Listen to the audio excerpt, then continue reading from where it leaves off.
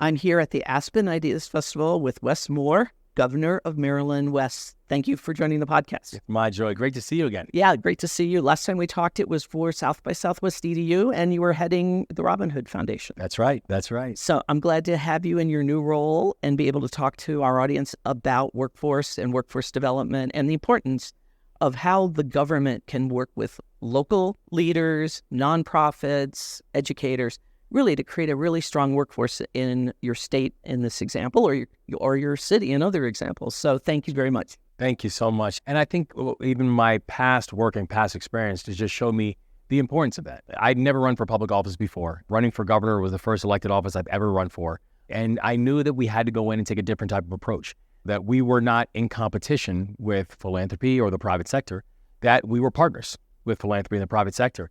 And I always, when I was running Robin Hood, I always thought about the benefits of leverage capital. The things that we invested in were always, the thing that I always loved to invest in were the things that there was going to be leverage capital, where there's going to be additional supports, because it increases the probability of success. And so really what we try to do in the mentality that we've tried to bring to state government is saying, where can we find the right partners to create leverage capital and increase probability of success? Places that have been investing in things for years and they've essentially de-risked it, and they now know that this is now a qualified best practice that's now ready to go public. And so I think that background and that experience has been really helpful as I've made this transition into the governor's role. I like that idea because we talk a lot about these partnerships. We talk about how you can't do it alone. So as you just rightly said, you can't just be a nonprofit that goes in and say, I want to fix this. If you don't have your community involved in it, you need them. And there will be organ rejection. There will be a situation where your altruism will not be viewed as that your altruism will be viewed as paternalism. You cannot go into communities and tell them what they need. You have to go and listen to communities and have them tell you what they need. And then you all work together to be able to address that issue. Those who are living in poverty, those who are living in places where there's housing insecurity, places where there's food insecurity, places where you do not have sustainable educational assets. You don't need to tell them that. They know that, and they feel it every day. The best thing that we can do is to go listen and be prepared to act and respond to what we're hearing. And so it is important that people feel that sense of engagement and also just that sense of belonging in the work that's being done. Do you think some of that is a mistrust? You say you can't go in and tell people what they need because they know it. Yeah. But do you think there's a mistrust of government or the agencies that are there to try to help them? Absolutely. Because I think that for many people, the lack of sustainable services or supports has been generational. For many people who are living and existing in poverty, for example, that's not a new phenomenon. Because we looked at this because in Maryland, we just passed a piece of legislation called the Enough Act, which stands for engaging neighborhoods, organizations, unions, governments, and households, or everybody. And it's really, it's a first of its kind in the country, place-based investment strategy that a state is going to help lead on to be able to address the issue of concentrated poverty. The reason I bring that up is this, and concentrated child poverty. The reason I bring that up is this. If you look at the heat map in the state of Maryland of where child poverty exists in 2024, it looks exactly the same as it did in 2014, which looks exactly the same as it did in 2004. The map hasn't moved, and that's part of the problem. And so when you go to communities and you're saying, we are here to help, a lot of community will look back at you and say, but you've been part of the problem. And so there has to be that sense of trust that then gets built up in order for you to have effective results. One of the things that can help, of course, is workforce development, connecting people in the community with the opportunities that they need, whether it's training or education credentials. What is being done? I should mention that I do know that Baltimore in particular is a workforce hub. So how are you working to connect the community with that money that's coming in that's going to help them? There's been a tremendous amount of capital that's come on board, and give a lot of credit to the Biden-Harris administration for making that happen and for trusting local jurisdictions to be able to disseminate that capital smartly and wisely. I know in Maryland, we've taken full advantage of it, where we really have focused and made historic investments in things like trade programs and apprenticeship programs and job reskilling initiatives. And part of it's because we have some of the best four-year colleges in the country, in the state of Maryland, something we're very proud of. But we also are going to end the myth that every single one of our students need to attend one of them in order to be economically successful. That we're actually going to work with employers to be able to identify what are the skill sets that you're looking for, and then making sure we have an education system that's preparing young people for those jobs. For us to be able to think through how are we doing a better job of creating a greater entrepreneurial culture and an ownership culture, because I want our young people to be trained not just to how to be employees, but how to be employers. And so it really is a whole reshaping and rethinking that's taking place over these past 18 months about how we're thinking about our work in Maryland. If no one knows Maryland really specifically or in depth, what are some of the industries that are thriving there and that need those workers? Well, so, a lot of what Maryland has been and has been known for have been the anchors that we've always been known for. It's, as we call it, it's the ed, the feds, and the meds. So we've relied on the federal government. We've relied on our institutions, our medical institutions, that we've relied on our institutions of higher education. But the thing that we know, and in this moment, we've got to be able to diversify our economic stretch, where if you look at the assets that we have in the state of Maryland, there's no reason that we should not be the national leader in cyber. We're literally the home of U.S. Cyber Command. We're the home of Fort Meade. And cyber needs your help. And they need our help. Yeah. And the new home of the FBI building, which is coming to the state of Maryland. So we have to be able to tailor our economy to actually make sure that our balance sheet matches those aspirations. So whether you're talking about cyber, whether you're talking about life sciences or data sciences, whether you're talking about AI or quantum, these are all growing industries that Maryland has a unique competitive advantage, but we've got to be able to move fast in order to capture that. And part of the workforce hub money is going to infrastructure. So there's a lot of construction that's coming out of the bipartisan funding bills. So there's a lot of infrastructure, not only to build, but also to refurbish and make things climate resilient. So what is going on in Maryland, in Baltimore area with this money? So there's a few different things, and we've been the beneficiary of about $12.7 billion for the Bipartisan Infrastructure Act. We've been the beneficiary of over $276 million when it came to the IRA, the Inflation Reduction Act. And so we've really been using that capital wisely to be able to say, all right, if we're going to make sure that Maryland, we quadrupled our offshore wind goals. So now we have a goal of 8.5 gigawatts of offshore wind. That'll be enough to power over 3 million homes in the state of Maryland. That'll be enough to turn Maryland into a net exporter of clean energy instead of being a net and very expensive net importer of clean energy. And so our ability to be able to leverage those federal dollars to be able to create those type of pathways has been something that we've centered our work on. We've also been very clear about the importance of mass transit and how are we coming up with doing a better job of structuring mass transit investments, both because it's important to move people from where they live to where they work or where they live to where they worship, but also it's better for the environment if we can have more mass transit options.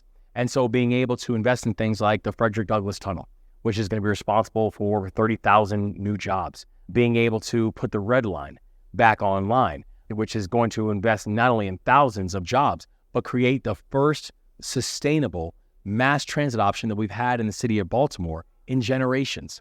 And so these are all things where we say we can be really thoughtful and also just very consistent on being able to finish top projects on time and on budget, but that are also very consistent with not only our values, but where the capital of the federal government is lining in as well.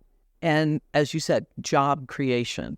This is going to be putting people to work in jobs. And a lot of these are unionized jobs. So those are good paying jobs. That's right. With benefits. And jobs that won't just be jobs, they'll be jobs that will turn into careers.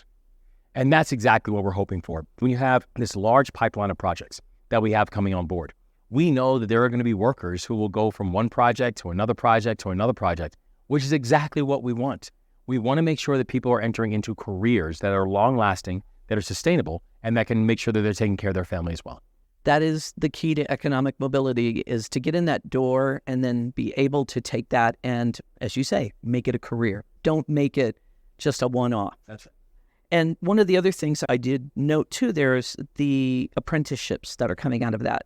And again, earn and learn is an important way to learn a skill, because some people can't afford to just go, okay, I'm going to stop. I'm going to go take a class or get a credential. Most people can't. And it's an incredibly unfair ask to ask people and say, well, we want to train you up, but you're not going to be paid for it. It's not sustainable. That's not a real opportunity for the vast majority of people in our communities. We became the first state in this country that now offers a service year option for all of our high school graduates. where all of our high school graduates now have a chance to have a year of service to the state of Maryland. And they can choose however they want to do it. They can work in the environment, they can work in education, they can serve veterans, they can serve returning citizens. It's completely their choice. But it's a year to have a paid opportunity, making $15 and getting a $6,000 stipend at the end of it, to be able to go out and to find that thing that makes your heart beat a little bit faster and go after it. We did it because we believe in experiential learning. We did it because we believe in paid financial cushions. And again, giving people a financial incentive for the work that they're doing is the only way to democratize it. We did it because we believe in this time of political divisiveness and vitriol that service will save us. But also, this has become a remarkable workforce development tool, where some of the first people that signed up have actually been the private sector, who said, we'll take 3 of them.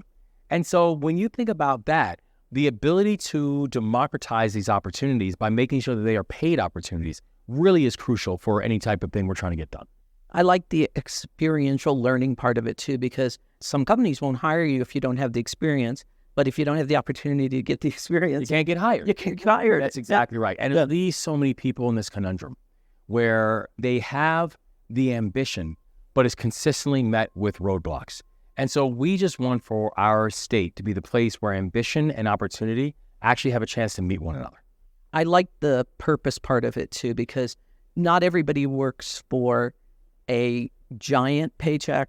Some people work because they want to serve their community while they're taking care of their family. So the idea of saying, if this is what I want to do, you're giving me the chance. I think that's a wonderful opportunity. That's exactly right. And letting people know that we're not telling you what to do. We're not telling you how to serve. We just want to give you the opportunity to serve, because it's also something that's going to create lifelong bonds and a sustainable skill set that people can then take for whatever they want to do next. And one of the other things that you did recently was you did this mass pardon, largest in history for people with marijuana convictions. Why? Because we have a growing and a thriving recreational cannabis market in the state of Maryland that the people voted for. The people voted for by 70% that we were going to have a recreational cannabis market, that we were going to decriminalize cannabis. And we now have a growing industry that people are doing very well with. That if you look across the country, we now have a new multi-billion-dollar industry. And we have people who can't find employment because of a cannabis record. We have people that can't get a student loan because of a cannabis record. We have people who cannot get a small business loan because they have a cannabis record.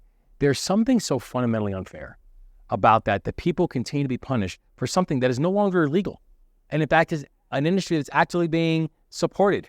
And so by doing the largest mass pardon of cannabis convictions in the history of the United States, I think we sent a really important message that when we say leave no one behind, we mean that. And you cannot celebrate the benefits of legalization if you're not willing to address the consequences of criminalization.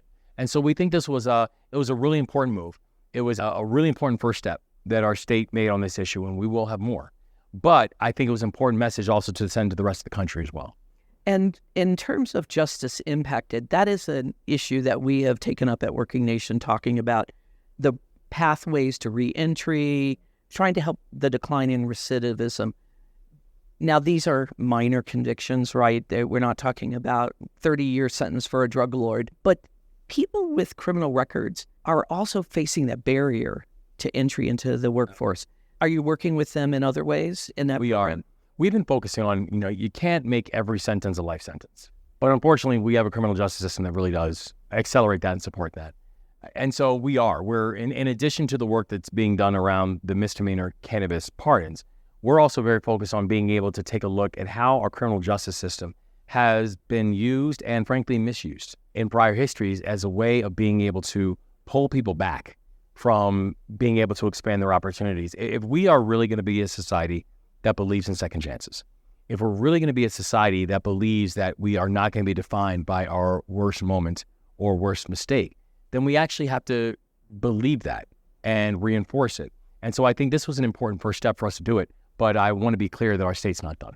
And I think it's important too, because at a time when employers are saying, we don't have enough workers, if you're excluding a large part of the population for either a conviction or even an arrest, then you are hurting the economy. Correct.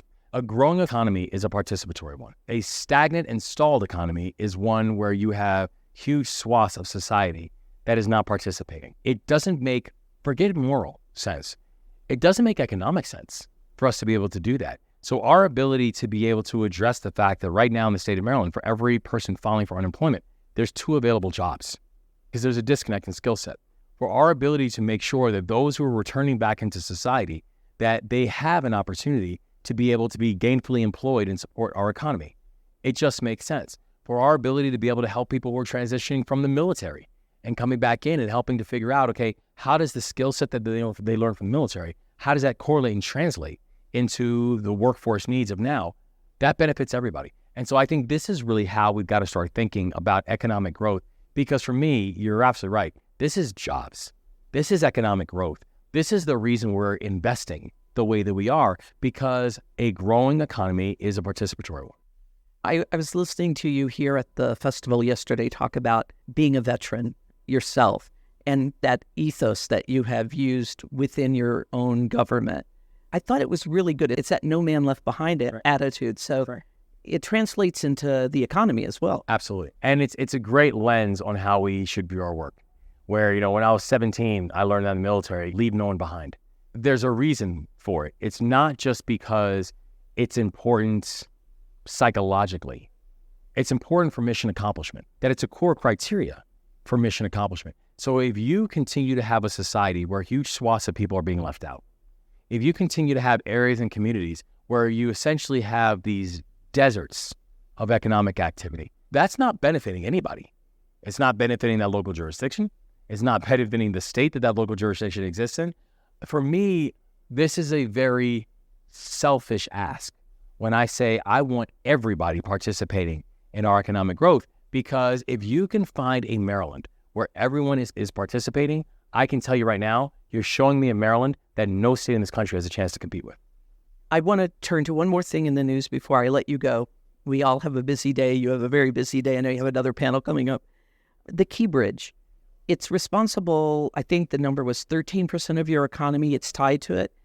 Where are we at in correcting that problem? I remember that first morning and looking at the damage and seeing the fact that we, at that point, when I first got down, realizing that we were hours away from tens of thousands of people waking up and realizing that they didn't have a job to go to. And when I was getting first initial estimates, I said, how long is it going to take for us to clean up the Patapsco River where the ship was caught? And they were saying the divers were telling us that they couldn't see a foot past them because of the amount of debris that was in the water. And they were saying this thing could take up to a year. And I remember saying, this can't. I have tens of thousands of workers. I cannot tell them that it's going to be a year before they can go back to work. And we just started working around the clock with our federal partners, with our local partners, with the private sector, with the nonprofit community, making sure that those who were directly impacted were supported. I'm give a huge shout out to members of the private sector who said, we won't lay off our workers. And even the ones who said they had to redirect their work to another port said as soon as the Port of Baltimore reopens, they'll bring it back on board. And the heroic work of Unified Command and the Coast Guard and the Navy SUBSOLV and the Army Corps of Engineers, who were literally working around the clock to remove the steel from the water. Even though we thought it could take up to 11 months, we reopened the channel in 11 weeks. And not only is the full channel, federal channel, now completely reopened, the concern that many people had about the unemployment rate for the state of Maryland, what could it be when you have something so catastrophic and so deadly that thousands of people now lost their jobs? The answer was for the month of April, and now looking back, we're getting back numbers for the month of May too, that once again, for the 12th straight month in a row, Maryland maintained amongst the lowest unemployment rates in the entire country. And in fact, for the month of April, actually gained 7,000 jobs. So I'm so inspired by the way this team has worked so well together. I think what Maryland has just executed has been a case study on how you do disaster response. I also know that until I can look up and see the Key Bridge rebuilt, our mission's not over. Continued good luck on that. It looks like you're making a lot of great progress. And also just in putting people to work and keeping people in the state employed. Our people deserve it. They're the best in the country, and they deserve that. So it's been my honor. Thank you, Governor Moore. Thank you. It was a pleasure having you sit down with me again. It was a joy sitting down with you again. Thank you. I've been speaking with Governor Wes Moore, Governor of Maryland. I'm Ramona Schindelheim, Editor-in-Chief of Working Nation. Thank you for listening.